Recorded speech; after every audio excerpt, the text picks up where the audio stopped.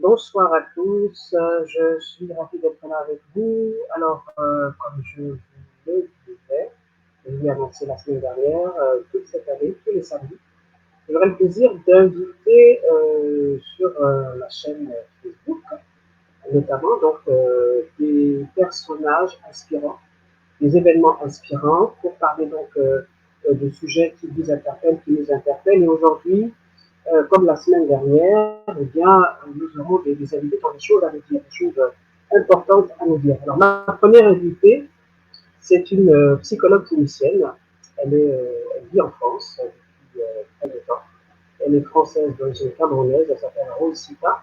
Et avec elle aujourd'hui, nous allons aborder la question des personnes souffrant de troubles mentaux, donc de maladies mentales, qui concernent en fait les Africains de France, j'ai envie de dire les Français d'origine africaine. Alors vous savez que c'est un sujet assez tabou en Afrique, peut-être qu'il est aussi tabou en France. En tout cas, on va en parler et j'aimerais justement que vous puissiez poser des questions à mon invité, Rose Sita. Ce sera ma première invitée. Nous parlerons ensuite d'un événement qui va se tenir la semaine prochaine. C'est au parc des expositions de Paris, à Versailles. C'est un événement axé autour de la cuisine, des saveurs d'Afrique, avec notamment Carmen Zamba, qui est l'initiatrice de ce très beau projet. Et puis nous terminerons avec un sujet lourd qui concerne le Gabon, mais qui peut également concerner l'Afrique. Hein. Il s'agit de, vous savez, pour que le pouvoir, pour que les hommes du pouvoir puissent œuvrer, il faut qu'ils utilisent, et je trouve que le mot est approprié, d'autres personnes. Alors, nous allons recevoir un Gabonais en exil qui va témoigner. En fait, il a besoin de s'exprimer sur la situation actuelle au Gabon. Alors, ça a été un homme de main, l'homme de l'ombre d'Omar Bongo Ndimba. Et nous allons donc partager avec lui son témoignage, son parcours et ce qu'il a envie de dire aux Gabonais, donc à ses compatriotes au Gabon, mais également dans le reste du monde. Alors, je vais accueillir d'abord Rose Sita, je vais les présenter. Ils vont se présenter également. Alors, Rose, bonjour.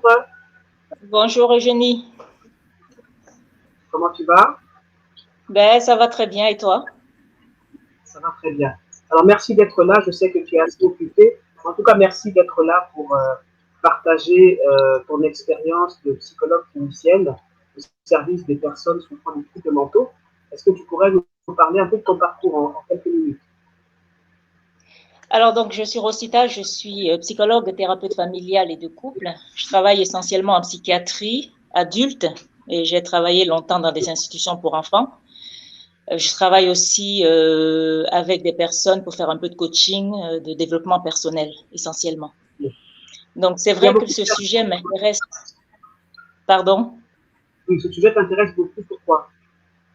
Ça m'intéresse parce que la psychiatrie, même en France, reste un sujet tabou, alors que la souffrance psychologique, c'est une grande misère. Hein. C'est-à-dire que j'ai tendance à dire qu'il y a deux grandes misères dans la vie. C'est la faim dans le monde et la souffrance psychique. Et c'est vrai que si cette émission peut permettre de démystifier un peu la psychiatrie, j'aurais l'impression d'avoir fait quelque chose de positif. C'est-à-dire que même en France, aller en psychiatrie, c'est un peu comme si on avait raté sa vie, alors que c'est une maladie comme toute autre. Quand on a une hypertension, on est bien content d'avoir un traitement pour la tension, mais quand on a une maladie psychique, il y a des traitements aussi pour atténuer les souffrances, quand on sait les dégâts que ça peut avoir au niveau du cerveau et puis au niveau même de sa vie tout court. Okay. Donc, on va débattre de cette question importante. Hein. On va essayer d'aborder tous les aspects qui tournent autour de cette question des maladies mentales, telles qu'elles sont vécues aussi par les Africains de France. C'est le sujet principal. Merci d'être là. Je vais introduire également les autres invités. Carmen Zamba, bonjour Carmen. Est-ce que Carmen est là? Carmen Zamba. Bonjour, oui, Carmen. Bonjour. Bonjour, Eugénie. Bonjour. Alors, est-ce que tu pourrais te présenter? J'ai parlé d'un événement culinaire hein, qui met en avant l'Afrique, qui va se passer la semaine prochaine au parc des expositions de Paris, à Versailles. C'est bien ça? Oui, c'est ça. Alors, donc, c'est le pavillon Afrique Saveurs et Délices, qui est un pavillon d'une 40aine de mètres carrés qui présentera des Africains. Donc, c'est le seul pavillon du salon de la gastronomie des Outre-mer et des cuisines du monde. Donc, c'est un pavillon qui rassemble en son sein des exposants de plusieurs pays. Et donc, vous aurez l'occasion de le visiter et de voir tout ce qui concerne la gastronomie, mais ce qui est aussi autour du culinaire. Voilà. Ok. Un petit mot sur toi, sur ton parcours? Alors, donc, moi, actuellement, je suis chef d'entreprise. Donc, je dirige l'entreprise CMBZ Consulting qui fait du conseil, de l'intermédiation commerciale, de l'événementiel d'affaires et aussi de la formation, parce que je suis enseignante à la base. Donc, j'enseigne la civilisation américaine à l'université, des cours d'anglais aussi en école de commerce. Et donc là, maintenant, je suis entrepreneur. Donc là, j'interviens en tant qu'entrepreneur de CMBZ Consulting. Ok, alors tu seras accompagné de Sylvie Sapo et Ludmila Mazedita. On va les accueillir dans quelques instants. C'est ça. Voilà. Je te mets en back office et puis tu es invité à partager justement le journal de GD. Merci beaucoup. À tout à l'heure. Alors, le dernier invité, la troisième partie de l'émission se fera avec Ed Gilles Gilbert. Donc, je vous le disais, je n'ai pas encore, je ne sais pas s'il sera là maintenant, mais quoi qu'il en soit, restez connectés. Alors, Rose Tita, quand on parle de maladie mentale, comment c'est considéré par la société française dans son ensemble? Alors, les choses ont bien évolué. Il faut dire qu'avant, on parlait d'asile psychiatrique. Aujourd'hui, on parle d'hôpitaux. Et je pense que c'est très important de dire qu'on est hospitalisé au lieu de dire qu'on est interné. Parce que quand on parle le fait d'interner quelqu'un, ça a une connotation négative. Aujourd'hui, ça a pas mal bougé, mais dans les mentalités, il y a quand même encore l'idée qu'avoir un problème psychiatrique, c'est presque comme une honte. Alors que vraiment, ce qu'on sait, c'est que les personnes qui ont des maladies psychiatriques, on pourra en parler, hein, il y a plusieurs sortes. Quels que soient les types de maladies psychiatriques, si on prend son traitement régulièrement, on peut avoir une vie à peu près équilibrée comme tout le monde, à condition que parfois on ne mette pas, qu'on ne prenne pas, parce qu'il y a des traitements qui ne vont pas avec l'alcool, par exemple. Il y a des traitements qui ne vont pas avec du cannabis. Et si on prend son traitement normalement, on peut continuer ses projets malgré cet incident de la vie, parce que ça reste quand même un tsunami qui arrive dans la vie de quelqu'un quand un jour on développe une maladie mentale. C'est quelque chose qui est au départ très compliqué, mais qu'on peut aider à surmonter à travers les traitements, que ce soit des traitements médicamenteux ou alors de la psychothérapie. Okay. Alors, tu as parlé de tsunami, et Oui. c'est une très belle image, justement. Mais ce tsunami, quand on parle de maladie mentale, il arrive comment? D'un coup, ou alors ça commence par exemple par une dépression nerveuse qui ne dit pas son nom et qu'on laisse traîner. Alors, en psychiatrie, il y a des classifications. Il y a plusieurs types de maladies. Si on est dans le registre, alors j'essaie d'éviter les jargons parce que pour le public, pour pas les perdre. Globalement, on va avoir une partie qu'on va appeler les névroses où on est conscient de ses troubles. Donc, ça peut être effectivement quelqu'un de très anxieux, ça peut être quelqu'un de phobique. Il sait qu'il est anxieux, il sait qu'il est phobique. Donc, il sait qu'il y a quelque chose qui ne va pas, mais il reste connecté à la réalité. Il y a une autre catégorie de maladies qu'on va appeler les psychoses, où le rapport à la réalité est complètement altéré. Et à ce moment-là, ça donne pas les deux mêmes choses. C'est-à-dire que la personne qui a la psychose, la schizophrénie, par exemple, quand on parle de maladie mentale, souvent on pense à la schizophrénie. C'est-à-dire qu'il a un rapport au réel qui n'est plus normal. Et donc, à ce moment-là, il lui faut des traitements donc qu'on appelle des neuroleptiques ou des antipsychotiques qu'il va prendre tout le long de sa vie. Au jour d'aujourd'hui, on n'a pas trouvé malheureusement une autre manière de traiter la schizophrénie qu'à travers ces médicaments. À travers les médicaments, d'accord. Donc, bon, on est bien d'accord que on a tous quelque part des petites pathologies mentales, on va dire. On a des peurs, des phobies. Ça, c'est tout le monde. On est tous à la même enseigne. Okay. Maintenant, quand on parle de schizophrénie, ça se manifeste comment et pourquoi ça nous arrive? Quelles en sont les causes? Alors, donc, j'ai envie de dire, il y a plusieurs causes. Hein. On peut avoir des causes biologiques. C'est-à-dire qu'à un moment, il y a même des hypothèses au niveau des hormones. Dans le cerveau, on a de la sérotonine, on peut avoir de la dopamine. Ce sont des hormones qui stimulent le cerveau. Donc, chez certaines personnes, on retrouve un déficit de ces hormones-là. Et il y a aussi des causes psychologiques, c'est-à-dire qu'un traumatisme dans l'enfance, une maltraitance, des abus sexuels, etc., à un certain moment mis bout à bout, ça peut faire en sorte que la personne, un jour ou l'autre, pète un câble, comme on dit. C'est-à-dire qu'il y a plusieurs facteurs. Il y a le facteur social, si on est très isolé, qu'on a eu une rupture amoureuse, une rupture sentimentale et qu'on est au chômage, etc., etc. Tout ça mis bout à bout, ça peut entraîner des formes de dépression ou même des formes de traumatisme. Mais la schizophrénie, ce qu'on sait aujourd'hui, c'est quand même qu'il y a une dimension génétique. C'est-à-dire que cette hypothèse est de plus en plus reconnue par la plupart des médecins psychiatres. C'est-à-dire que dans certaines familles, on retrouve des familles avec des oncles, des tantes qui ont déjà la schizophrénie. Donc, il y a une dimension génétique derrière. Alors que la dépression, d'abord, il y a deux sortes de dépression. On peut avoir ce qu'on appelle les dépressions endogènes. Donc là aussi, il y a des familles de dépressifs, mais il y a aussi des dépressions exogènes qui peuvent être liées au stress, par exemple. Le stress qu'on vit tous les jours, à un certain moment, peut nous conduire à faire une grosse dépression. D'accord. Est-ce qu'il y a des populations qui sont plus sensibles que d'autres à ces maladies mentales? Alors, quand je dis population, là, on est là pour parler de nous, en fait, nous, les Africains de France. Est-ce que nous sommes plus prompts à être touchés par ces maladies mentales plus que le reste de la population? Ou alors c'est pareil? Alors, on va pas vraiment. Je dirais qu'en France, par exemple, une personne sur 4, un jour, développe une pathologie psychiatrique. Ah bon? Donc, c'est quand même beaucoup. Ah oui, c'est quand même beaucoup. Ça peut être la dépression, parce qu'en fait, souvent, on banalise la dépression alors que c'est une vraie maladie. J'ai même envie de dire que chacun de nous, un jour ou l'autre, pourra traverser une dépression, un épisode dépressif. Les événements de vie qu'on mène, le rythme quand même infernal dans lequel on est, tout ça mis bout à bout peut à un certain moment générer une dépression. Qui va être quoi? La perte de l'élan vital. Tout d'un coup, on est découragé, on n'arrive plus à mener son activité comme on avait l'habitude de mener.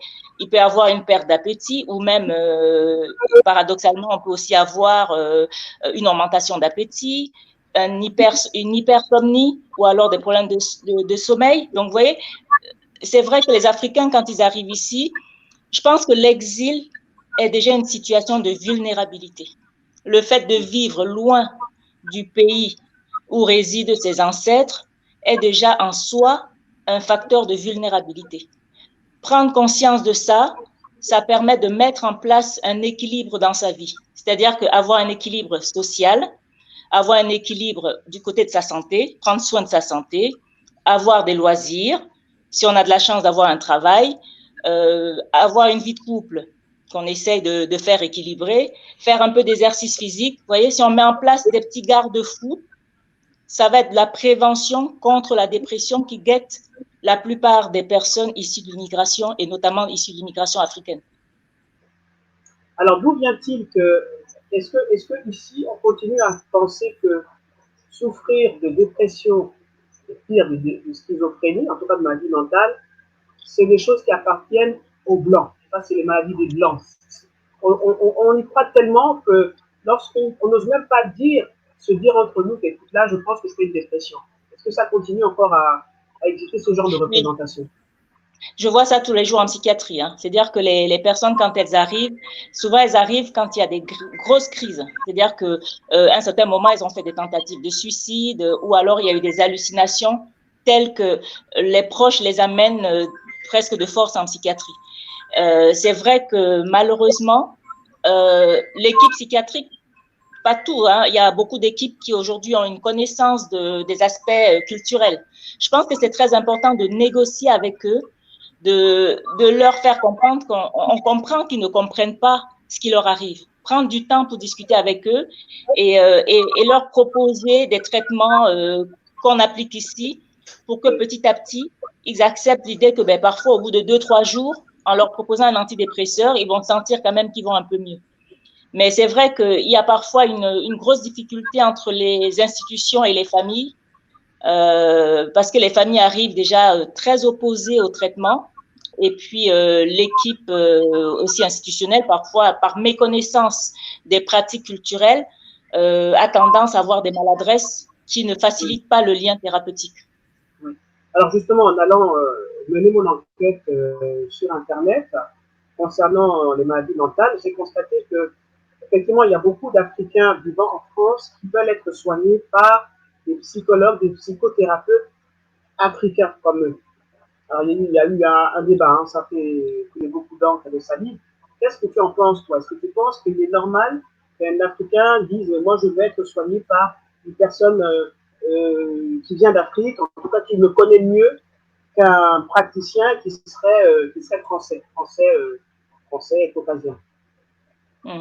C'est vrai que c'est un point de vue que je refute d'abord parce que là où je travaille, en majorité, je rencontre plutôt les blancs. Donc, je pourrais me poser aussi la question, quelle légitimité j'ai à soigner, avoir en psychothérapie un public blanc. Donc, c'est vrai que je pense que ce qui est important, c'est d'avoir une curiosité par rapport à la culture de l'autre. J'ai une amie qui est belge, par exemple, d'origine belge, qui est très à l'aise dans les familles africaines parce qu'elle s'est formée à la culture africaine. Donc, je dis souvent aux thérapeutes, aux psychologues blancs ou même aux psychologues africains, on peut être psychologue d'origine africaine sans comprendre complètement la culture africaine. Je pense que c'est important d'aller se former, savoir un peu que dit la culture africaine par rapport à tel ou tel type de maladie pour pouvoir justement se connecter avec la personne et créer ce qu'on appelle une alliance, une relation de confiance.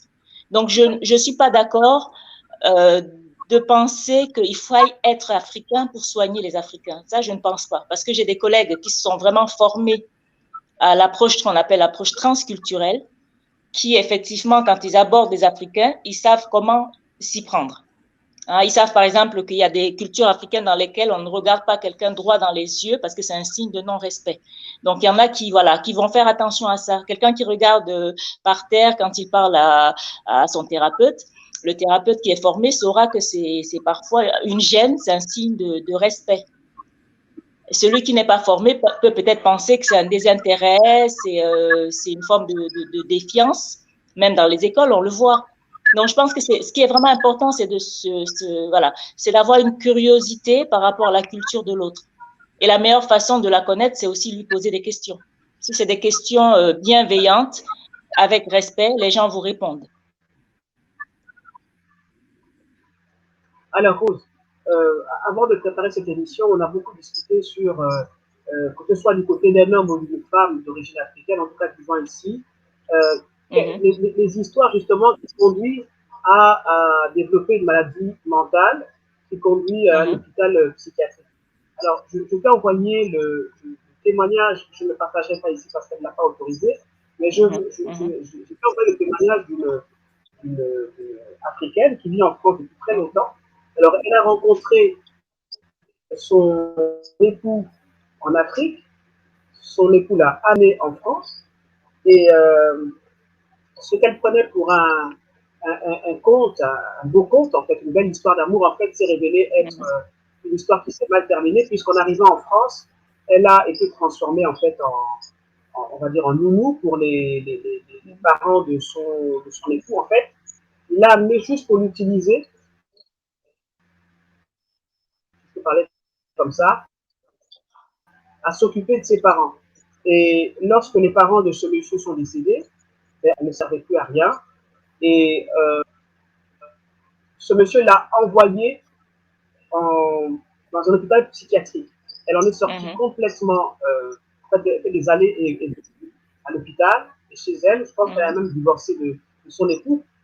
Alors, en écoutant son parcours, j'ai senti une profonde détresse et peut-être qu'il y a lieu là de conseiller les femmes qui nous regardent sur ce mirage de l'homme blanc censé venir nous sauver de la misère, qui nous amène en France et qui, pour certaines, pas toutes, heureusement, se termine parfois très mal et qui conduit à des maladies. Quand tu l'as écouté, qu'est-ce que ça t'a inspiré? Ça m'a inspiré d'abord le fait que j'ai entendu de la souffrance derrière ce témoignage. J'ai aussi entendu qu'au départ, il y avait probablement un rêve, c'est-à-dire que malheureusement, il y a beaucoup qui sont dans, voilà, il y a le mythe un peu du sauveur, hein, de se dire que ben, je vais venir ici, je vais avoir vraiment on va dire le blanc qui va me sauver de ma misère, etc. Donc, c'est vrai que j'ai ressenti énormément de déception. Et en même temps, j'ai envie de dire que si elle a été hospitalisée pendant autant de temps, c'est que c'est pas par hasard. C'est-à-dire qu'en psychiatrie, il y a 3 façons d'être hospitalisé. Il y a l'hospitalisation libre, qui concerne 80% des personnes qui y sont. Le reste du temps, c'est une hospitalisation à la demande d'un tiers, et puis une hospitalisation d'office. Par exemple, s'il y a un trouble à l'ordre public, quelqu'un qui va se balader dehors, nu, en chantonnant, en agressant, là, c'est une hospitalisation d'office. Mais dans son cas, j'ai pensé que c'était une hospitalisation à la demande d'un tiers, donc éventuellement donc de son mari. Mais il faut quand même savoir que tout ça, c'est bien réglementé. C'est-à-dire que si elle arrive à l'hôpital et puis qu'on se rend compte qu'elle n'a pas de dépression, qu'elle n'a pas de schizophrénie, on ne la garde pas. Hein. Parce qu'il faut savoir qu'aujourd'hui, les places sont rares aussi en psychiatrie. Donc, elle est restée 1 an, a priori, de ce que j'ai compris. Ça veut dire qu'elle avait un vrai problème psychiatrique. C'est-à-dire qu'on n'hospitalise pas les gens pour rien. Ça aussi, c'est un mythe. J'ai souvent entendu dire, on l'a enfermée pour rien. Non. C'est-à-dire qu'il y a une évaluation qui est faite par des psychologues, par des médecins psychiatres, par les infirmiers. Et je peux vraiment te dire qu'aujourd'hui, en plus, les places, quand on a un patient qui va mal et qu'il faut lui trouver une place d'hospitalisation, c'est le parcours du combattant. Donc, quelqu'un qui est hospitalisé, c'est bien qu'il y a une souffrance psychique derrière, qui nécessite un traitement. Alors, c'est vrai que les traitements, parfois, sont assez lourds. Il y a des traitements qui font grossir. Ça, j'ai aussi entendu ça. Il y a des traitements qui font grossir, mais souvent, ce qu'on leur demande, c'est qu'en prenant le traitement, ce qu'il faut faire, c'est essayer d'avoir un équilibre au niveau alimentaire et faire un peu d'exercice physique. Mais c'est vrai que les traitements psychiatriques, malheureusement, certains, pas tous, certains peuvent faire grossir. Okay. Alors, pour ce qui concerne les hommes qui viennent, qu'on amène en psychiatrie, ça concerne souvent quel type de problème? Quels sont les problèmes des hommes d'origine africaine qui sont malheureusement conduits dans un hôpital psychiatrique? Alors, on trouve un peu tout comme ceux d'ici, même si les thèmes sont un peu différents. On va trouver beaucoup de ce qu'on appelle des états de stress post-traumatique. Quelqu'un, par exemple, qui a traversé, qui est venu dans des conditions, on sait très bien qu'il y en a qui arrivent ici dans des conditions épouvantables, qui a rencontré des passeurs, qui peut-être même parfois certaines femmes qui ont été violées au cours de leur traversée, ça crée du traumatisme. Donc, à partir de là, effectivement, à un certain moment, elles vont être très, très mal dans leur tête. Elles vont avoir des douleurs avec des migraines épouvantables ou des problèmes de sommeil ou d'appétit, etc. Donc, ça, on retrouve beaucoup d'états de stress post-traumatique. On a aussi beaucoup de personnes qui ont des troubles schizophréniques. Et c'est vrai que la schizophrénie, souvent, pour ces personnes-là, ça se manifeste avec des thèmes d'ensorcellerie, d'envoûtement. Ils arrivent en disant « je suis envoûté », etc. Il faut savoir que quand on tient ce discours-là régulièrement, pendant plusieurs jours, il y a quand même des chances qu'on soit dans la schizophrénie. Or, souvent, en Afrique, on a tendance à imaginer que si quelqu'un ne va pas bien, c'est forcément un oncle, une tante ou qui lui a jeté un mauvais sort. Il y a beaucoup de personnes qui souffrent de schizophrénie, mais qui s'ignorent en fait. D'accord. Une personne qui souffre de schizophrénie, qui s'ignore, se comporte comment? Ben, elle refuse simplement les soins. Elle est dans le déni. Non, je ne suis pas malade. C'est vous qui voulez me tuer. Le psychiatre veut m'enfermer pour rien, etc. C'est des discours comme ça qu'on entend. Et les familles, souvent, ce qui est important, c'est qu'on puisse avoir au moins une personne de la famille qui fasse lien avec les soignants, parce qu'il y a des personnes qui arrivent avec les plantes en disant on va soigner avec les plantes. Non, les plantes ne soignent pas la schizophrénie, je suis désolée. C'est une maladie très, très, très, très sérieuse et très grave qui nécessite des traitements lourds, donc ce qu'on appelle des antipsychotiques. Donc, si on ne prend pas d'antipsychotiques quand on a la schizophrénie, et puis si à côté de ça, on ne fait pas de psychothérapie, il y a peu de chances de s'en sortir. La dépression, on peut ne pas prendre de traitement quand on a une dépression. On peut faire de la psychothérapie pour comprendre l'origine. Donc, moi, mon travail essentiellement, c'est de la psychothérapie, comprendre un peu l'origine des souffrances et faire en sorte que la personne reprenne un peu goût à la vie. Quelquefois, on n'a pas besoin de traitement. Mais il y a des maladies, les troubles bipolaires, par exemple. Quand on parle des troubles bipolaires, qui sont quand même des maladies qui occasionnent énormément de dégâts, on a besoin de traitement médicamenteux quand on est bipolaire. Ok, alors justement, les troubles bipolaires, on en parle beaucoup. Elle atteint aussi la population africaine, troubles bipolaires. Elle atteint tout le monde et elle est très, très mal diagnostiquée. Hein. Il y a un retard de diagnostic parfois de 10 ans. Il y a des personnes qui ont des troubles bipolaires au départ et vont se présenter plutôt comme une forme de dépression. Et on va penser que c'est une dépression et on va les soigner pour la dépression, ça ne va pas marcher. Donc, c'est vraiment une maladie aujourd'hui on commence à se rendre compte que ça a été très mal diagnostiqué. Et une fois qu'on a diagnostiqué ça, on leur donne des régulateurs d'humeur. Vous savez, c'est des gens qui ont des humeurs parfois très fluctuantes. Elles peuvent être très, très, très, très basses, c'est-à-dire que déprimées, s'enfermer chez elles, et puis du jour au lendemain, faire des achats compulsifs. C'est par exemple une dame que je suis qui, en une après-midi, peut dépenser 5 000 € pour acheter du n'importe quoi alors qu'elle n'en a pas besoin. Donc, vous voyez, donc il y a des choses comme ça parce que dans le cerveau, c'est des piles électriques. Elles fonctionnent d'une manière excessive. Et puis ensuite, après, on chute du côté de la dépression. Donc, la meilleure façon de soigner ça, c'est ce qu'on appelle les thymorégulateurs. On leur donne un traitement qui régule l'humeur pour faire en sorte que l'humeur ne soit pas trop haute ni trop basse. Mais pour ça aussi, il ne faut pas qu'elles prennent de l'alcool, parce que si on prend de l'alcool, avec ces troubles-là, le traitement ne va pas fonctionner. Donc, une des difficultés pour les Africains, mais comme pour toutes les personnes, c'est d'accepter un traitement et de laisser de côté des choses qui peuvent être en interaction négative avec les traitements comme l'alcool. Et vraiment de dire, ce n'est pas une fatalité. Oui. C'est pas facile, mais c'est vrai que le problème, si vous voulez, c'est que il faut vraiment partir de l'idée que quand on a un traitement au long cours, si on se donne les moyens pour s'en sortir, on y arrive. On a des personnes qui sont schizophrènes, qui ont un travail, des personnes qui ont des grosses dépressions qui travaillent, qui suivent leur traitement correctement. Et puis, ça ne veut pas dire que de temps en temps, ils ne prennent pas un verre. Hein. Je ne suis pas en train de dire qu'il faille absolument tout supprimer. Mais simplement, ils ne peuvent pas consommer de manière excessive. Sinon, il y a des interactions avec les médicaments, ça ne va pas marcher. En fait, il faut s'offrir une meilleure qualité de vie. C'est vraiment la qualité de vie. Et je pense que l'intérêt, c'est vraiment la prévention.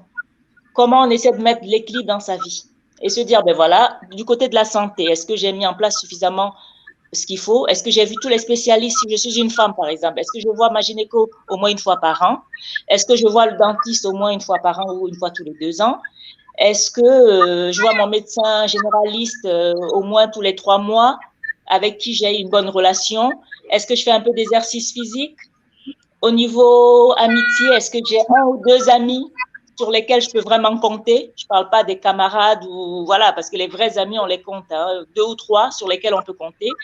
Est-ce que j'ai un amoureux avec qui je suis bien? Si j'en ai pas, ben, j'essaie quand même d'avoir un amour inconditionnel pour moi-même, c'est-à-dire que se respecter, avoir une bonne estime de soi. Si on met en place des petites choses comme ça, c'est des petites stratégies qui permettent d'avoir un équilibre de vie. Mais c'est vrai que l'exil, oui, j'insiste vraiment sur le fait que le fait de vivre en situation d'exil, c'est une situation de vulnérabilité. Les couples se déchirent énormément en France, les couples africains.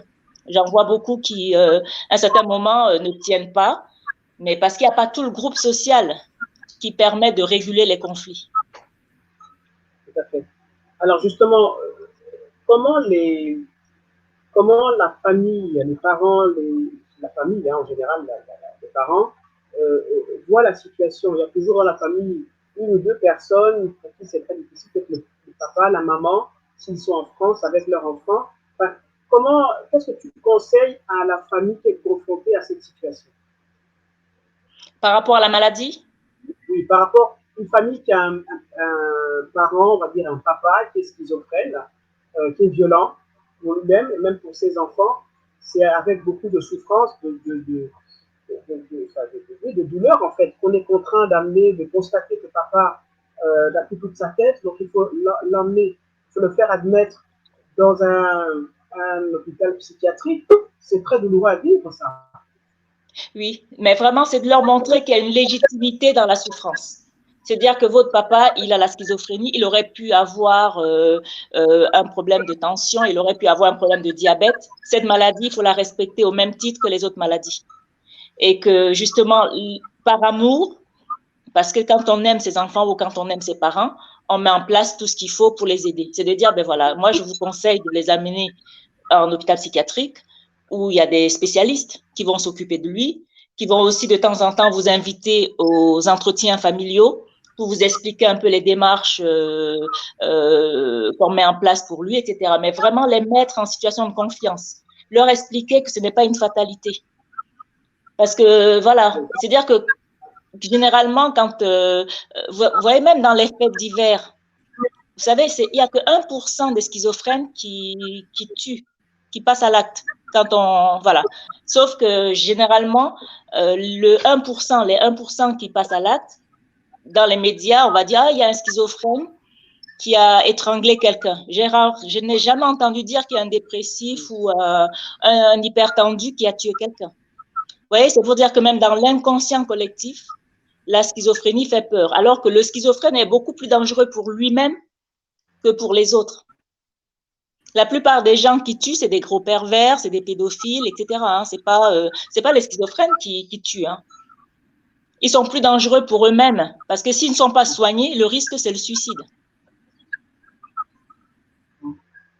Alors, justement, quelles sont les conditions d'internement? Tu dis que la place coûte cher hein, pour ceux qui sont admis dans un hôpital psychiatrique. Quelle est la vie d'une personne malade dans un hôpital psychiatrique? Comment ça se passe? Quels sont les traitements?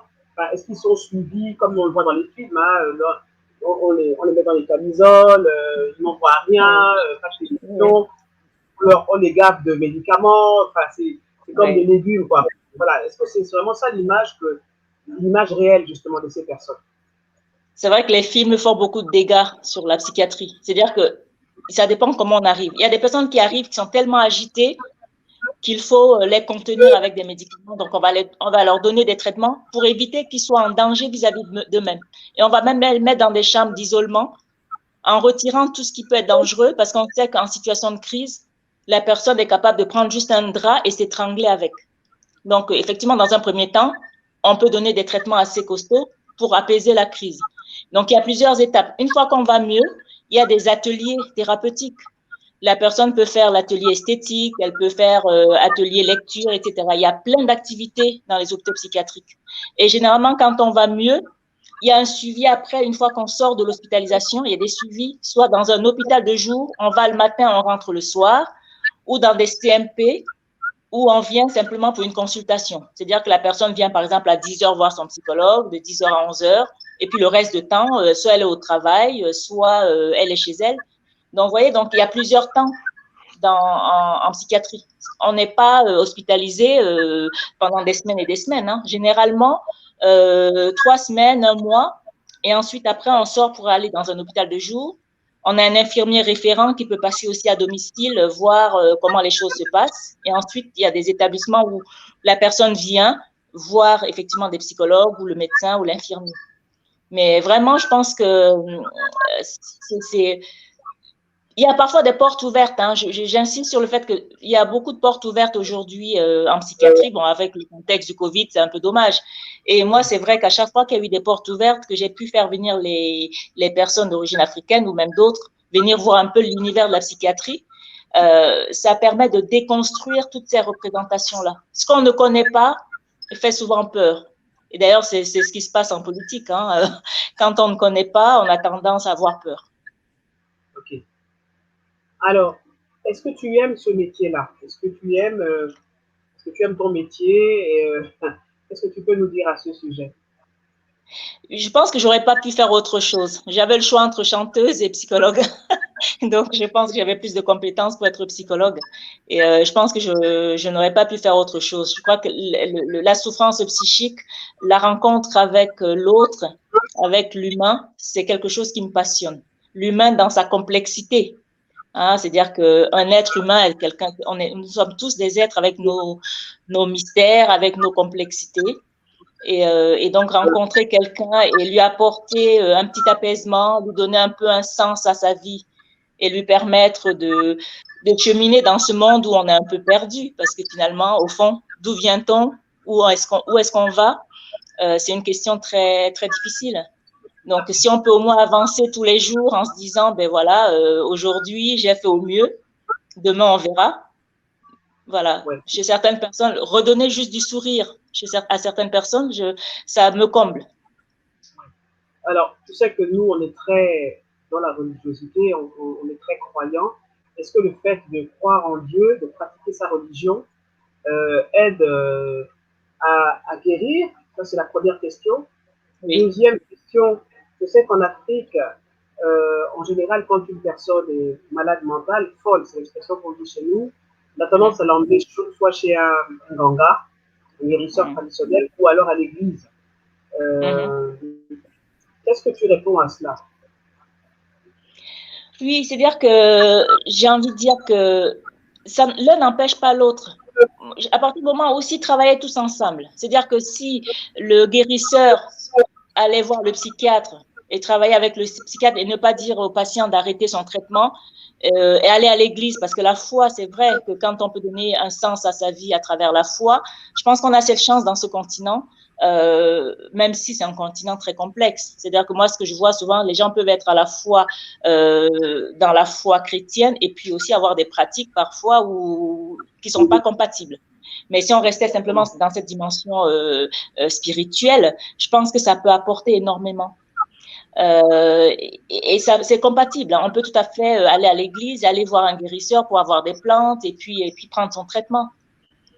Le seul problème, c'est quand on se dit, on arrête le traitement et puis on prend que des plantes, ou on arrête les traitements, on va à l'église. Ça suffit pas. Alors, moi, j'ai toujours en image, quand j'étais en Afrique, quand j'y vais, la réaction des gens dans la rue, en voiture, par exemple, qui voient une personne malade mentale, hein, elle est nue, elle marche dans la rue avec des gestes. J'ai toujours une image d'une personne malade mentale à Libreville, au Gabon, qui tous les jours faisait l'aller-retour sur la voie principale. Et c'était tellement banal que finalement on a banalisé les personnes qui sont traitées de folles. Et on disait non, c'est de sa faute, de toutes les manières, il a commandé des choses en Inde. Enfin, il y a toujours des histoires comme ça. comme si en fait on ne pouvait être fou que parce qu'on a peut-être touché des choses, ou alors on a peut-être voulu partir avec le diable, ou on a voulu avoir beaucoup d'argent, ou alors on a voulu faire des sacrifices. Enfin, ce sont des images très courantes en Afrique. Hein. Moi-même, je ne sais pas comment l'expliquer. Je ne l'ai pas vu moi pour ce coup-ci, mais quand on regarde sur les réseaux sociaux l'image de personnes qu'on retrouve sur les toits des maisons et qui sont après lapidées par les populations qui se disent ben, on a affaire à un sorcier, ou alors on voit une personne qui se met nue dans la rue. Bon, en fait, à la nuit, elle est lynchée. Et là, c'est ça qui est dérangeant, en fait. Ce sont les personnes qui sont malades et dont il faut s'occuper, en fait. Qu'est-ce que tu réponds à tout ça? Oui, il manque de structure. Il manque de structure. En Afrique, c'est vrai que que ce soit, comme tu dis, au Gabon, au Cameroun, en Côte d'Ivoire ou d'autres pays, Congo, que je connais aussi, il manque de structure de soins. Et c'est vrai que de ce côté-là, c'est vraiment la méconnaissance qui fait que les personnes dans la rue, parfois, elles sont maltraitées. C'est-à-dire que j'ai vu des personnes qu'on dit folles, c'est des personnes qui ont des problèmes psychiques, donc des problèmes psychiatriques, qui se baladent dans la rue nues et puis elles reçoivent des coups de bâton, des choses comme ça. Et je pense que s'il y avait vraiment une sensibilisation de la population par rapport à ça, et s'il y avait effectivement des structures pour les accueillir avec des traitements, on aiderait énormément ces personnes. C'est des personnes, c'est vraiment ce qu'on appelle la folie à l'état brut, puisqu'il n'y a pas de traitement. La personne se balade alors que s'il y avait un traitement, un lieu qui le contenait, qui le soignait, qui lui apportait des questions, un peu d'hygiène, des choses comme ça, les personnes pourraient retrouver leur fonctionnement à peu près normal. Et c'est vrai que ça, c'est vraiment un phénomène en Afrique que je trouve. Et alors, comme en plus, on est toujours dans des hypothèses assez farfelu, donc on va imaginer que c'est une personne qui effectivement c'est un sorcier ou des choses comme ça, alors que peut-être que simplement c'est quelqu'un qui voilà, qui souffre de pathologie mentale mais qui a pas de soins et que la famille a peut-être mis dehors. Des fois il y a des personnes qu'on va mettre dehors parce qu'on va se dire que c'est le sorcier qui va venir faire du mal au reste de la famille, et tout ça c'est la méconnaissance. Tout à fait. Alors Rose Sita, je rappelle que tu es psychologue clinicienne, tu es camerounaise, franco-camerounaise, hein, tu vis en France depuis très longtemps. Ton métier, donc, c'est Depuis 40 ans, oui. Depuis 40 ans quand même.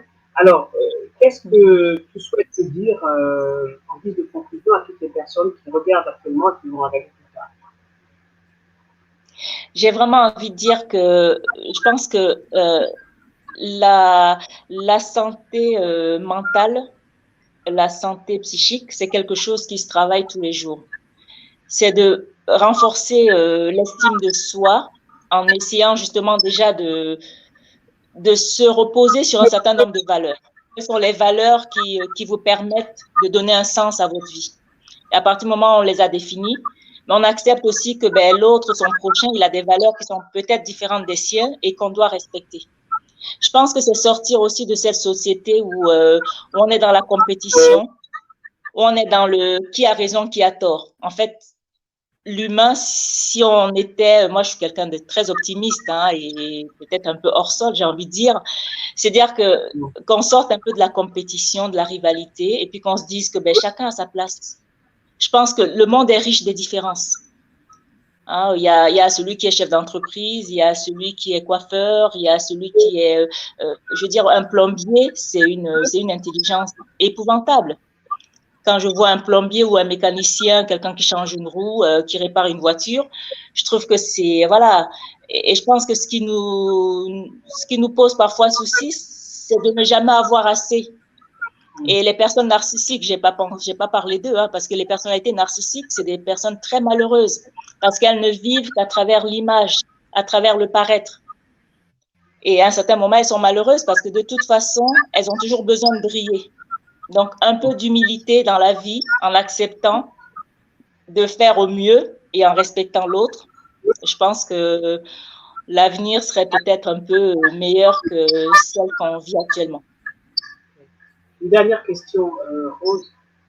Pendant le Covid, on a constaté en France qu'il y a beaucoup de Français, de jeunes, qui sont très dépressifs, beaucoup de maladies psychologiques. C'est une épidémie. Comment faire en fait? Comment en sortir? Alors, j'ai pas suivi la fin. Ça a coupé.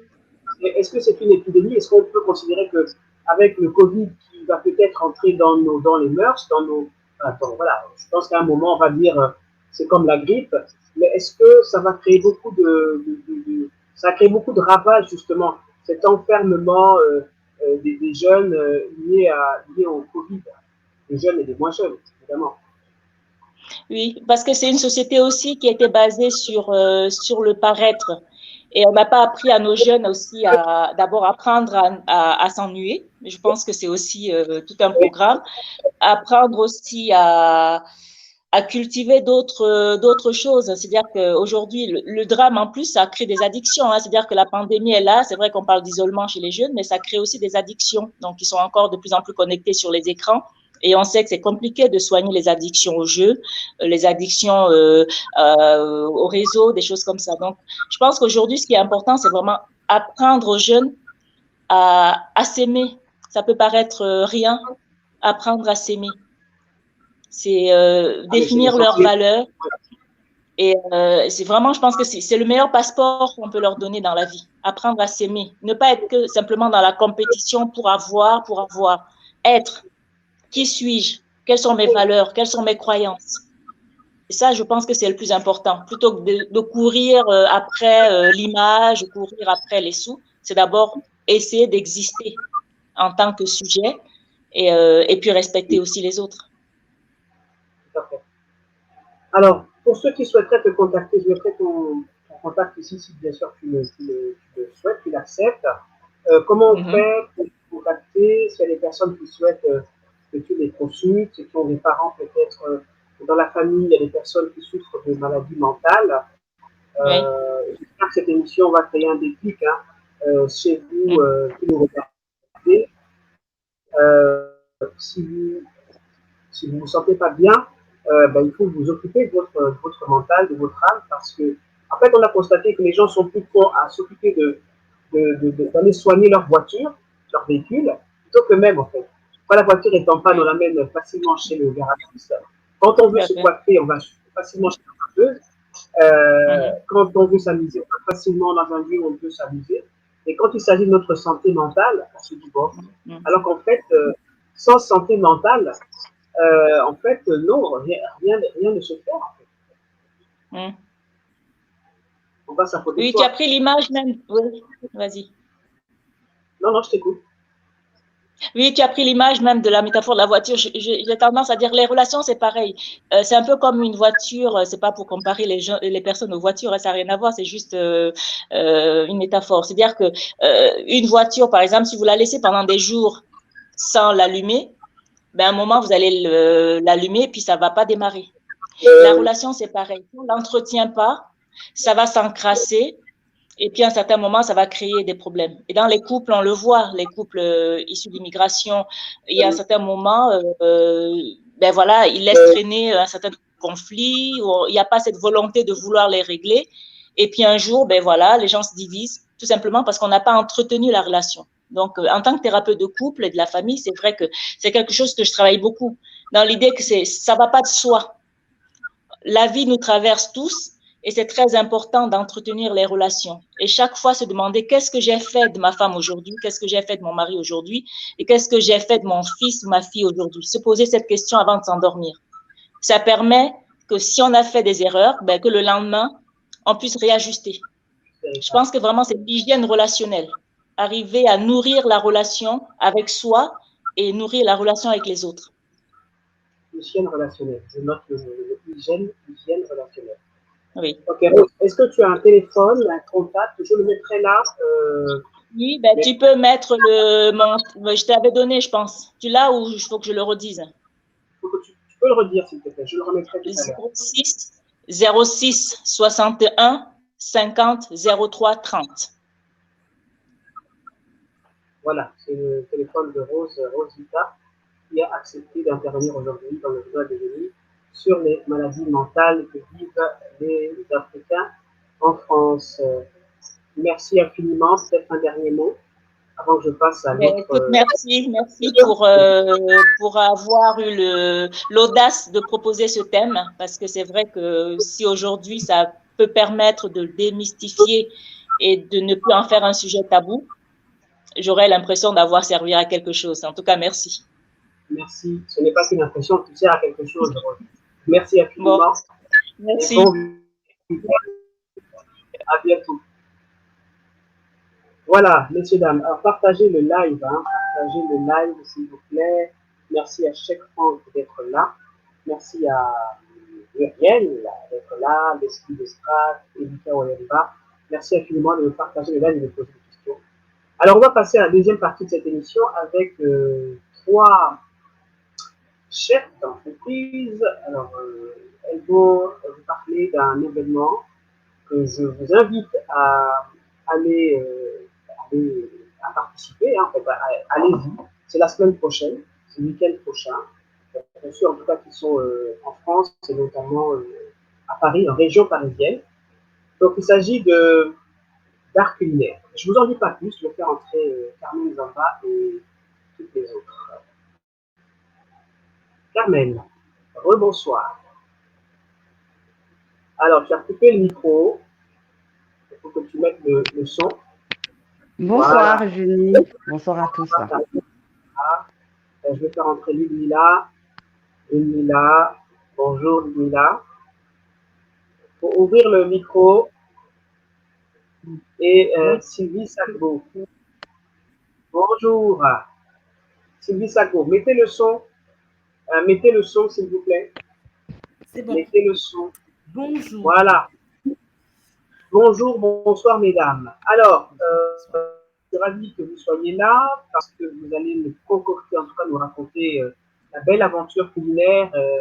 Je suppose qu'elle n'est pas que culinaire, hein, que nous allons vivre la semaine prochaine. Alors, je vais commencer par Carmen Zamba, puisque je pense que c'est elle l'initiatrice de cet événement. Carmen, je t'écoute. Est-ce que tu peux nous en dire davantage? De quoi s'agit-il précisément? Alors, bonsoir à tous. Donc, aujourd'hui, nous allons vous présenter le pavillon Afrique Saveurs et Délices du Salon de la gastronomie des Outre-mer et des cuisines du monde qui va se dérouler du vendredi 28 au dimanche 30 janvier à Paris, Expo, Porte de Versailles. Donc, c'est un événement dans un événement. C'est un concept, c'est une marque. Donc, Afrique Saveurs et Délices, c'est un concept que l'entreprise CMBZ Consulting, que je dirige, a créé dans le cadre de ses activités, parce que parmi ces 4 activités, elle fait de l'événementiel d'affaires. Et donc, dans le cadre de l'événementiel d'affaires, ce pavillon qui sera d'abord un événement où des entrepreneurs vont se rencontrer, parce que tous les exposants sont des entrepreneurs. Donc, nous avons décidé de mettre en avant l'Afrique dans les cuisines du monde. Et pour cela, on a réservé un stand, un pavillon d'une 40aine de mètres carrés, parce que souvent, quand les entrepreneurs africains y vont, ils y vont de manière individuelle. Donc, vous avez un qui va prendre un 6 mètres carrés, un 9 mètres carrés.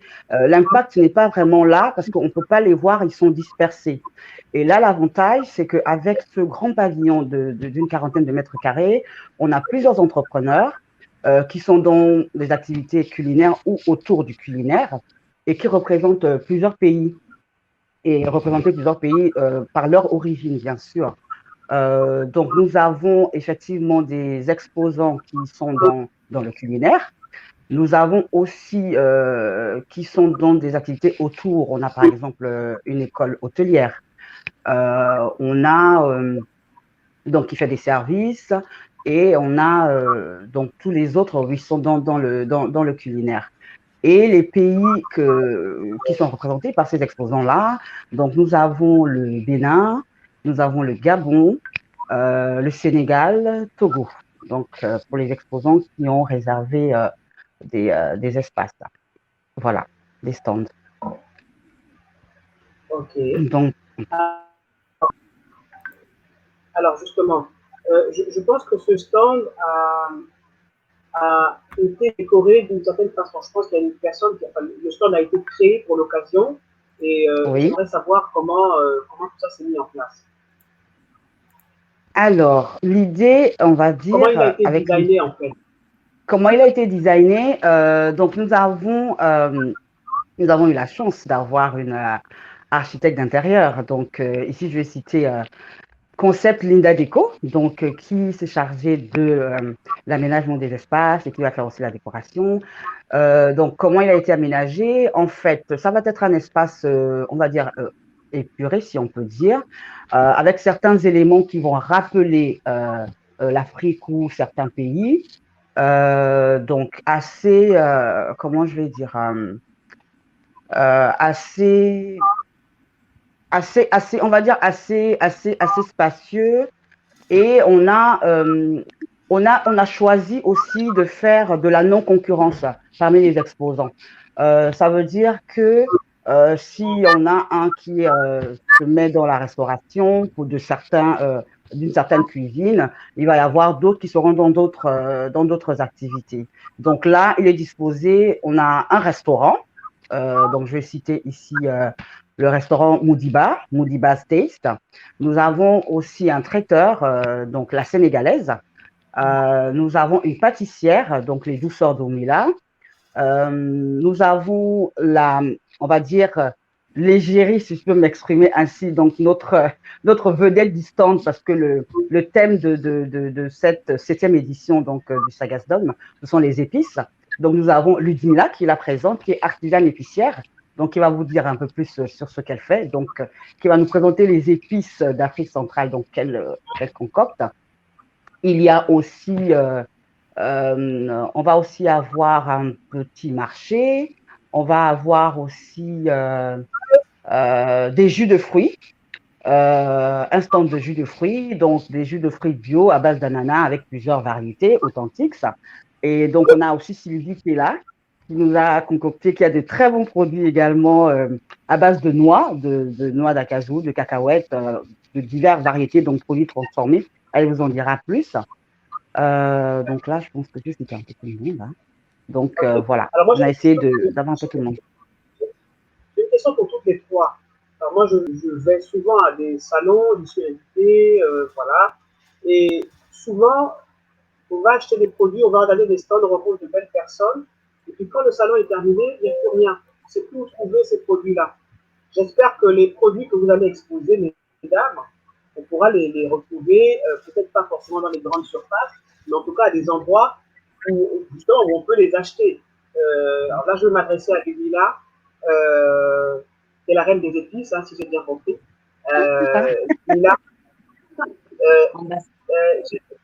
j'aime bien ton parcours parce qu'en fait, tu es mère de famille et puis tu as toujours été intéressée par le bien-être des gens, par l'alimentation saine. Et là, on parle d'épices. Alors, est-ce que tu pourrais te présenter et nous dire ce que tu vas nous présenter à l'occasion de cet événement? Alors, je ne t'entends pas. Je ne sais pas pourquoi je ne t'entends pas. Alors, pourquoi? Là, est-ce qu'on m'entend? Oui, on t'entend, mais c'est un peu loin. Attends. Est-ce que tu peux te rapprocher peut-être? Ouais. Voilà. Là, c'est bon? Oui. Vas-y, si on parlait fort. Ouais. Je me fais du là, mais je dis, je suis informée que Alors là, On n'entend pas. sur ton téléphone. Alors, peut-être que là, te rapprocher de ton téléphone. Je vais passer entre-temps la parole à Sylvie Sagbo, qui va se présenter et nous dire ce qu'elle va nous amener la semaine prochaine dans ce stand. Merci beaucoup. Je suis ravie de participer donc, à cette émission. Je suis Sylvie Sagbo-Gomar. Je suis la présidente de Lisa & Co. C'est une PME sénégalaise, une PME familiale qui transforme noix de cajou et arachides et qui le fait depuis 1982. Voilà, si je dois aller plus loin dans ma présentation, je suis titulaire d'un master en finance et marché des capitaux. Donc, j'ai travaillé dans la finance de marché pendant une quinzaine d'années et j'ai finalement pris le choix de rentrer donc, à Dakar au Sénégal pour pouvoir reprendre la structure de ma mère, donc, qui a créé la société en 82. Donc, voilà, je suis rentrée au Sénégal et depuis 82, je gère la société Sénar, les délices Lisa, Lisa Co. Donc, la marque des produits, ce sont les produits Sénar. Et donc, j'essaie aujourd'hui, à travers ce salon ou à travers d'autres événements que j'essaie d'organiser ou participer, de développer la marque à l'export. Donc, de vous faire plaisir, en fait, finalement, avec les produits Sénar pour que vous puissiez découvrir les belles choses que nous faisons. Et donc, pour répondre à la question de tout à l'heure, on a effectivement la possibilité d'acheter des produits en France, puisqu'on a un stock en France, et donc possibilité de l'acheter en ligne et de pouvoir être livré au bout de 48 heures. D'accord. Voilà. Alors, si tu peux nous parler de tes produits, c'est des noix de cajou. Oui. C'est quoi exactement? C'est des noix de cajou. Tu n'as pas un échantillon de ce que tu peux nous montrer là, de tes produits? J'en ai un, il faudra que je me lève, je vais vous montrer, mais je vais déjà vous en parler. Ce que je vais vous dire, c'est qu'en fait, on est vraiment sur la santé. Donc, on sait que les noix, on est sur ce que j'appelle souvent le snack sain. Donc, on est sur du snack sain, c'est-à-dire qu'on veut montrer et on prouve aujourd'hui qu'on peut manger des noix sans pour autant se dire c'est gras, c'est trop salé, c'est trop sucré, c'est pas bon pour la santé. Donc, on va par exemple, l'une des choses que l'on fait chez Lisa Co, les noix de cajou et les cacahuètes sont grillées au feu de bois, dans un four à bois. C'est-à-dire que ce n'est pas rôti dans de l'huile comme on le trouve dans la plupart des noix de cajou et des cacahuètes qu'on trouve en supermarché, en France, aux États-Unis, un peu partout dans le monde, en tout cas les industriels. Nous, c'est fait de manière artisanale. Donc, on va avoir un produit qui est sain, un produit qui est naturel, sans aucune matière grasse et qui est ajouté. Pas de matière grasse ajoutée, pas de conservateurs. Donc, on est vraiment sur un produit naturel et qui, selon la gamme, parce qu'on a une assez large gamme de produits, peut intéresser une personne qui a juste envie de manger un snack, une noix de cajou qui est grillée salée. Elle peut être salée, elle peut être épicée au piment gingembre, elle peut être au poivre, elle peut être sans sel. Et ça va être aussi pour la personne qui est gourmande, qui va pouvoir manger des pralines de cajou au sésame. Donc là, on a un sucré salé de cajou qui accompagne un café, qui accompagne une glace. Et on va aussi avoir ce qu'on appelle les beurres, les crèmes de cajou ou de cacahuètes. Et ces crèmes-là vont être utilisées en cuisine ou directement à la cuillère. Hein. D'ailleurs, Carmen a eu un pot. Et quand je disais qu'on savait, qu'elle me disait « Ah bon ?» Moi, je l'ai mangé comme ça. Donc, voilà. Pardon, je n'ai pas bien entendu. Désolée. Pour ça, je viendrai. Ah ben, ça vaut vraiment le déplacement. Ça vaut le coup, vraiment. Ouais. Vraiment, ça vaut le coup. On dit souvent, on dit chez nous, croquer un jour, craquer toujours. On a des soucis. Donc, ça vaut le coup de venir croquer. On a des soucis. Mais attention, vous allez craquer si vous venez. Hein.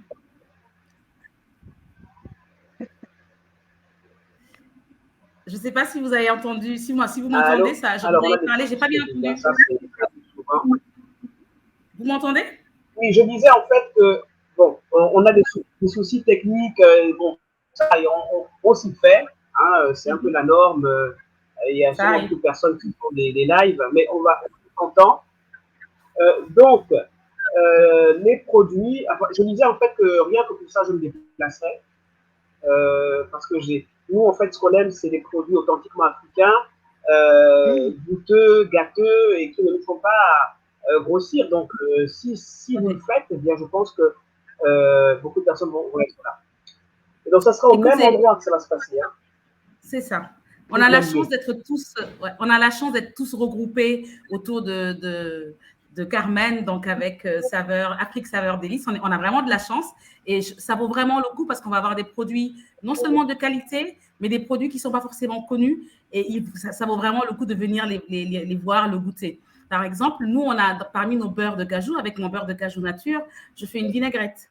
Je fais une béchamel, c'est-à-dire que si quelqu'un est intolérant au lait, par exemple, et qui veut faire une sauce à la crème ou une béchamel ou un aioli au cajou, avec la crème de cajou, il peut le faire. Et il peut aussi avoir des cajous qu'il va manger, déguster et manger. Donc, on allie vraiment la cuisine avec le snack. Donc, on montre un peu comment utiliser les noix autrement qu'en snack, mais on propose quand même du snack.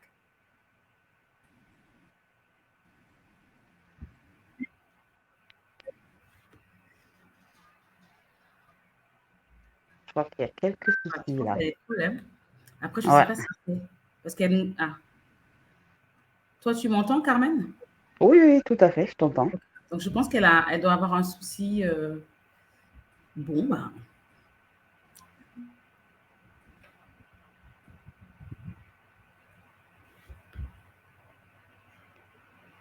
Ah, elle est partie. Donc, on va essayer peut-être de meubler, hein, je ne sais pas. N'est-ce pas? Il faut. Hein. Oui, pour ceux qui écoutent, donc le pavillon Afrique Saveur et Délices, donc nous vous y attendons. Venez, vous allez vraiment découvrir des produits, on va dire, authentiques, vraiment authentiques. Nous avons une pâtissière qui a des produits locaux. On a essayé de meubler. On essayait d'occuper le On a temps. été coupé, hein. Oui. Ouais. Je l'avais dit, il allait avoir des petits soucis techniques, mais je suis revenu. Merci d'avoir occupé le temps. Alors, continue, Carmen, oui. Donc, je disais que vous allez découvrir des produits assez, on va dire, authentiques. Donc, vous avez écouté déjà Sylvie qui nous a présenté ces très beaux produits que j'ai eu, moi, la chance déjà de tester. Donc, je vous dis, venez, vous allez pouvoir les déguster. Nous avons une pâtissière, donc les Douceurs de Mouila, qui fait des pâtisseries avec des fruits locaux. Donc, vous allez avoir des pâtisseries individuelles avec, par exemple, des crèmes à la pomme citère, avec des fruits rouges du Gabon. En français, je ne sais pas comment ça s'appelle. On appelle ça les Nzunzubali. Il y en a aussi qu'elle appelle une tom. Donc, en français, ce sont des variétés de fruits rouges. Donc, venez, vous allez vraiment déguster comment ça s'appelle, des millefeuilles avec des crèmes pommes citères mélangées. En tout cas, elle a des mélanges et des saveurs vraiment, venez, hein, venez. Il y a beaucoup de belles choses. Il y a Lina aussi avec ses épices qu'elle fait, épices spécialement pour les viandes, pour le poulet, pour le poisson. Donc, qu'elle l'a fait parce qu'elle recherchait le goût d'antan. Parce que quand elle est arrivée ici en France, ce qu'elle mangeait, elle ne retrouvait pas les épices qu'on avait, voilà, les saveurs au pays du Gabon, là, avec les coupés, tout le reste. Donc, elle a fait des choses, des mélanges vraiment extraordinaires. On a aussi une exposante qui est arrivée aussi du Gabon, qui a une école hôtelière, Échole, donc qui va vous présenter aussi son école et qui vend du linge de table également. On a aussi une du Bénin qui a aussi de très bons produits qui vendent des conserves en sauce que vous pourrez retrouver également en ligne, The African Recycle Market, que vous pouvez retrouver en ligne, commander. Donc là, elle a plein de choses, les hablos, il y a plein de choses en tout cas du Bénin. Les gens vont beaucoup se retrouver. Le traiteur aussi, la sénégalaise, donc vous allez manger des pastels, du tchèp, vraiment. Et le restaurant Moudiba Taste du Gabon, donc ceux qui ont la nostalgie des aubergines, du poulet braisé, de l'Odica, là, vous allez retrouver ça sur place, le poulet braisé. Donc, voilà. Et je vais juste rajouter par rapport aux personnes qui seront là, il y a Eric de Authentix qui nous propose des jus de fruits sans sucre ajouté et sans eau. C'est-à-dire que le jus, il n'y a pas d'eau. Le jus est à base d'ananas. Donc, l'ananas, voilà, le jus de fruits. L'ananas pain de sucre, c'est une variété qu'on trouve au Bénin, qui est un ananas très sucré. Et donc, finalement, c'est avec le jus d'ananas qu'il sucre le jus et il va faire un jus passion ananas, baobab ananas, ananas corosol. Et donc, il n'y a pas d'eau.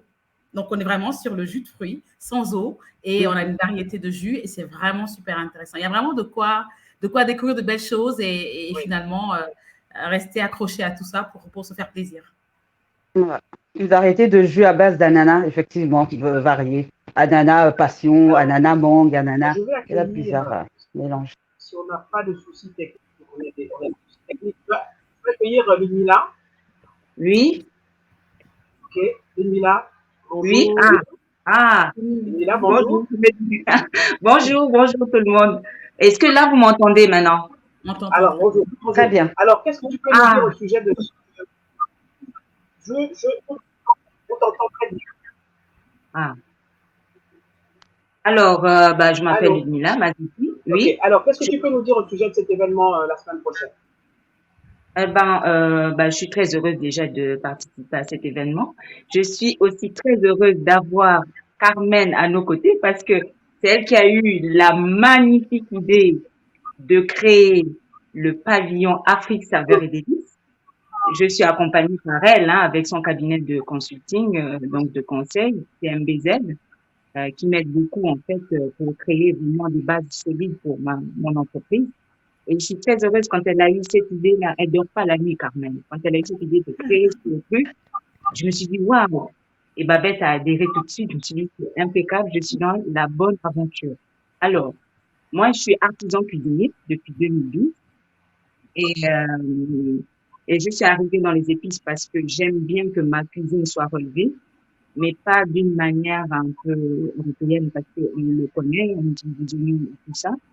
Or, il se trouve que dans nos épices du bassin du Congo, donc moi j'utilise les épices de la forêt du bassin du Congo, donc là où il y a eu, tu vois, c'est un peu plus populaire pour se retrouver dans le contexte où il y a eu l'opération Okavango, par exemple à l'époque avec toutes les personnes de la conservation et tout ça.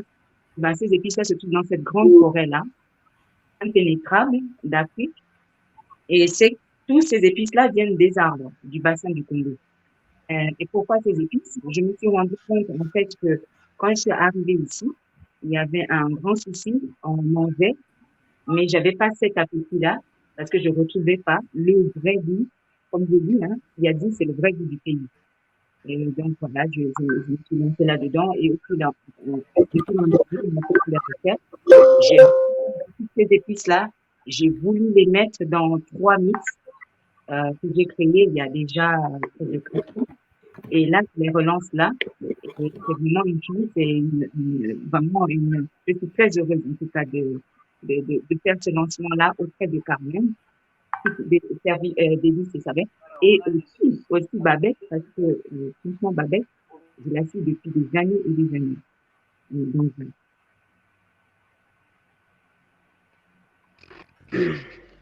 On a fait. Mais je crois que tu peux continuer, hein, Ludmila. Oui. Ouais. Donc, voilà. Donc, qu'est-ce que je peux dire sur... Parle-nous de tes épices. Alors, le mélange, donc, je me suis rendu compte, parce qu'on utilise souvent, donc, moi, je me suis rendu compte dans les mélanges d'épices que je trouvais ici, je me suis rendu compte qu'il y avait beaucoup de produits qu'on trouvait ici. Donc, on mettait des produits d'Inde, donc le curry, le paprika, les trucs comme ça. Ah, je me suis dit, mais pourquoi utiliser le curry? Pourquoi utiliser l'oignon? Pourquoi utiliser l'échalote alors que on a nos épices avec de vrais goûts de la forêt et qui soignent aussi parce qu'il n'y a pas que les épices d'Inde ou de Chine et autres qui soignent, les épices d'Afrique soignent véritablement. Et je me suis dit, non, je vais, en recherchant ce goût-là, et ben, j'ai retrouvé le goût de l'ail dans les rondelles. Donc, on dit les rondelles, mais on appelle ça rondelle, mais j'ai pas d'image, d'image.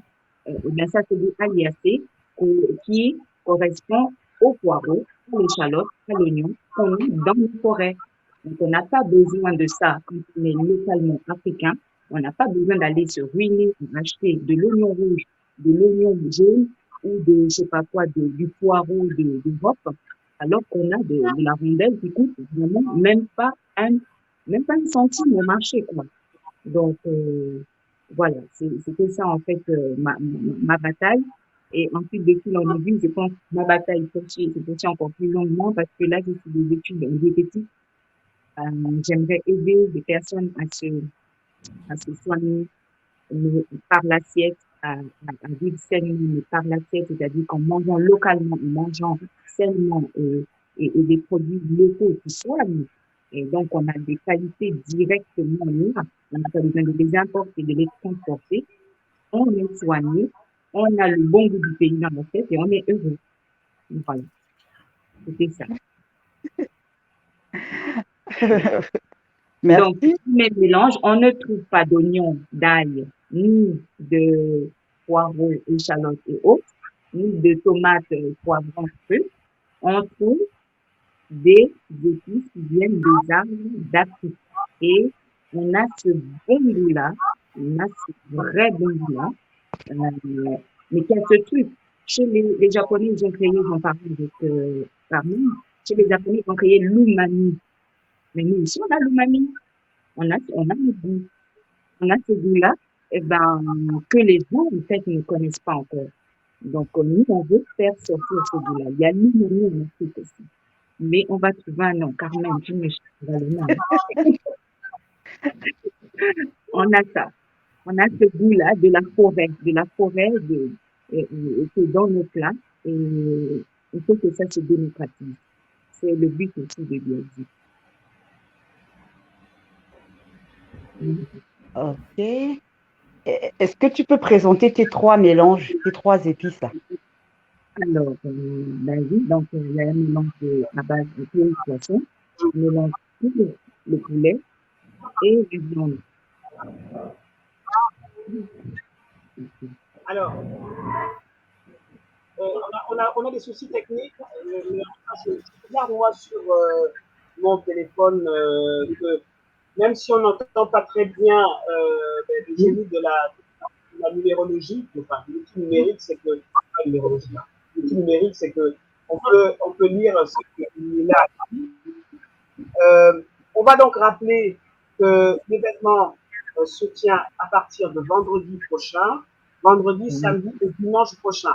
Alors, ça commence à quelle heure? Ça finit à quelle heure, mesdames? C'est le numéro de pavillon. Alors, ça commence normalement à 10 heures. Et c'est jusqu'à 22 heures. Il y a des nocturnes le vendredi et le samedi. Et le dimanche, ce sera jusqu'à 19 heures, parce que je crois qu'on va commencer à démonter à 19 heures. Et donc, le pavillon Afrique Saveurs et Délices se trouve sur l'allée E. L'allée E, donc l'avenue Paprika, et l'allée D, l'avenue Gingembre. Donc, c'est là où vous trouverez le pavillon Afrique Saveurs et Délices. De toutes les façons, je pense que Carmen nous disait il sera prévu durant le salon, par moment, d'appeler tout le monde à venir nous rejoindre pour de la dégustation. Donc, même si vous arrivez et que vous ne savez pas qu'on est là, vous serez sûrement appelé ou attiré par les dégustations qui vont avoir lieu. Ne les ratez surtout pas, parce que vous allez déguster des produits que vous n'avez jamais mangés avant. En tout cas, des saveurs. Soit vous allez redécouvrir des saveurs, soit vous allez aller sur des saveurs, vous allez vous dire waouh, finalement, on n'est pas venu pour rien. Donc, tendez l'oreille, même si vous n'avez pas retenu toutes les infos par rapport à là où le pavillon se trouve, mais venez déguster. N'hésitez pas à venir déguster. Ouais. Des saveurs authentiques, vraiment au vrai goût du pays. Et j'ai la chance, je pense que le restaurant Modiba, qui est à côté, qui sera mon voisin, de toute manière, on est dans le même pavillon, et aura l'occasion de tester mes produits. J'ai vu qu'il faisait de la viande, du poisson, du poulet. Donc, il y aura l'occasion, en fait, de goûter, en fait, c'est les mélanges que j'ai concoctés pour le salon, quoi. D'autres qui seront sûrement après, parce qu'avec CMBZ, le truc, c'est que il faut qu'on se déploie dans toute la diaspora, donc en Europe, aux États-Unis, au Canada, donc l'Amérique du Nord en général, et en Europe, et pourquoi pas l'Afrique, hein, parce que voilà, C'est important. pour démocratiser cette cuisine vraiment au vrai goût du pays, parce que c'est bien, moi je dis c'est bien, bon, je ne vais pas faire de discrimination culinaire, c'est bien de manger pour les autres, mais ce serait bien aussi maintenant, on est en 2022, qu'on ait notre goût d'Afrique, qui se fait partout. L'Umami a fait son temps, nous, on doit faire maintenant le nôtre. C'est bon, on doit arriver sur le marché, on doit tout casser. L'Afrique est là, l'Afrique doit rester, et l'Afrique c'est l'avenir. C'est tout ce que je peux dire. On est bien d'accord. Je vous tire un chapeau, mesdames. Je pense que le principal défi en Afrique, c'est qu'on soit autosuffisant alimentairement. Et donc, le travail que vous faites est un vrai travail. Je ne trouve même pas les mots. C'est un travail fondateur. On a besoin de personnes comme vous qui parlent de l'Afrique, qui font connaître l'Afrique ici en France, mais également sur le continent africain. Et moi, comme Sylvie Sagbo, j'aimerais qu'il y ait beaucoup de Sylvie Sagbo, justement, qui nous permettent justement de rester chez nous, parce que chez nous, on peut manger à notre faim et on peut produire local et on peut permettre qu'on soit dans sa voie, en fait, la voie pour laquelle on est sur Terre et pour laquelle on est africain. En tout cas, je vous remercie. Je voudrais vous rendre visite. Et écoutez, partagez le live, même si le jeu n'est pas très bon, mais tout ce que vous avez dit là mérite d'être entendu. Et vous méritez qu'on aille vous regarder, qu'on aille acheter vos produits, qu'on aille faire connaissance. Et bravo pour cette belle initiative, Carmen. Merci infiniment. Merci aussi aux exposants, hein, parce qu'il faut des exposants pour Et qu'il y ait le bientôt. pavillon. C'est Tout à ça. fait. Merci. Merci en tout cas à vous, Eugénie, de nous avoir reçus aujourd'hui. Et n'hésitez surtout pas à venir, en tout cas, venez. S'il y a une chose que vous devez faire ce week-end en dehors, si vous voulez faire quelque chose, venez nous voir, venez goûter les produits, vous ne serez pas du tout déçus. Ça, c'est clair. Ouais. En tout cas, moi, j'ai juste le seul truc que je peux dire, c'est que l'Afrique est là et on sera encore là. À bientôt. Merci, à bientôt. Merci beaucoup. Au revoir. Au revoir. Au revoir. Merci. Au revoir à tout le monde. Voilà, messieurs, dames. Alors, je ne suis pas très contente de l'émission d'aujourd'hui parce qu'il y a des problèmes de son. C'est horrible. Peut-être que je trouverai une autre manière de faire ce journal de génie samedi prochain. Enfin, toutes les formules sont possibles. Moi, ce que j'aime, c'est la qualité. Ce que j'aime, c'est que les choses se passent dans les meilleures conditions. Peut-être que le logiciel que j'utilise n'est pas le bon, mais bon, je pense que c'est à cause du réseau. Il y a tellement de personnes qui se connectent à cette heure-ci. En tout cas, merci d'être fidèles au journal de Génie. Donc, c'est tous les samedis à partir de 18h, parfois c'est à 17h. J'étais à Vox Africa ce matin et j'ai eu encore une fois des invités, des invités de ouf, comme les invités que j'ai eus à l'instant. Carmen Zamba, Sylvie Salvo notamment. Donc, allez à ce salon, allez goûter à la richesse de l'art culinaire africain qui se développe et allez surtout encourager ces entrepreneurs qui portent l'Afrique de fort belle manière. Voilà, je vous remercie d'avoir regardé ce deuxième journal de génie de l'année 2022. Je vous souhaite de passer un très bon week-end et on se retrouve samedi prochain. Ce que j'aimerais dire aussi, c'est que vous pouvez regarder l'autre émission que j'anime sur Vox Africa, qui s'appelle Écho de Paris. Donc, c'est de lundi à vendredi à partir de 18h30.